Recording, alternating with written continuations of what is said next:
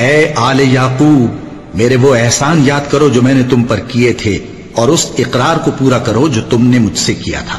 میں اس اقرار کو پورا کروں گا جو میں نے تم سے کیا تھا، اور مجھی سے ڈرتے رہو۔ اور جو کتاب میں نے اپنے رسول محمد صلی اللہ علیہ وآلہ وسلم پر نازل کی ہے، جو تمہاری کتاب یعنی تورات کو سچا کہتی ہے، اس پر ایمان لاؤ اور اس سے منکر اول نہ بنو، اور میری آیتوں میں تحریف کر کے ان کے بدلے تھوڑی سی قیمت یعنی دنیاوی منفعت نہ حاصل کرو، اور مجھی سے خوف رکھو، اور حق کو باطل کے ساتھ نہ ملاؤ،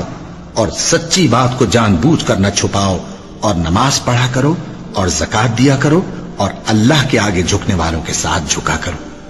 یہ کیا عقل کی بات ہے کہ تم لوگوں کو نیکی کرنے کو کہتے ہو اور اپنے تئیں فراموش کیے دیتے ہو، حالانکہ تم اللہ کی کتاب بھی پڑھتے ہو؟ کیا تم سمجھتے نہیں؟ اور رنج و تکلیف میں صبر اور نماز سے مدد لیا کرو، اور بے شک نماز گراں ہے مگر ان لوگوں پر گراں نہیں جو عجز کرنے والے ہیں، جو یقین کیے ہوئے ہیں کہ وہ اپنے پروردگار سے ملنے والے ہیں اور اس کی طرف لوٹ کر جانے والے ہیں۔ اے یعقوب کی اولاد، میرے وہ احسان یاد کرو جو میں نے تم پر کیے تھے، اور یہ کہ میں نے تم کو جہان کے لوگوں پر فضیلت بخشی تھی۔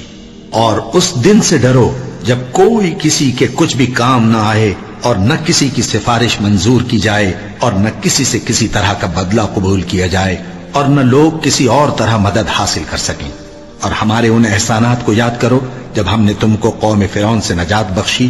وہ لوگ تم کو بڑا دکھ دیتے تھے، تمہارے بیٹوں کو تو قتل کر ڈالتے تھے اور بیٹیوں کو زندہ رہنے دیتے تھے، اور اس میں تمہارے پروردگار کی طرف سے بڑی سخت آزمائش تھی۔